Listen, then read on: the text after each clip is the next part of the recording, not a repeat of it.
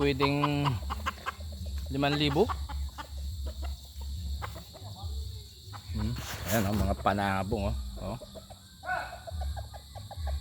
Tapos may kalabaw pa ngayon. Ayan ang mga manukan dito.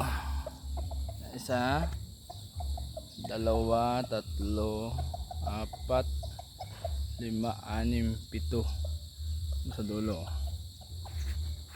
8 pa,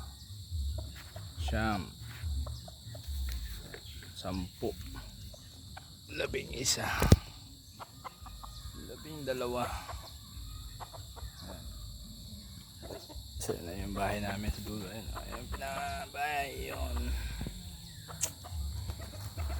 Ayan ang kalabaw naman yan ang katuwang sa paghahanap buhay dito sa bukid, sa gubat. Kasi yan yung ginagamit pang hakot ng mga niyog. Tapos lang nating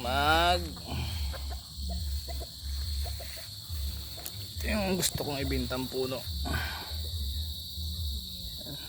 Lalaki na rin naman yung sanga niya. Bibili ng kahoy. Yan ang mga niyog.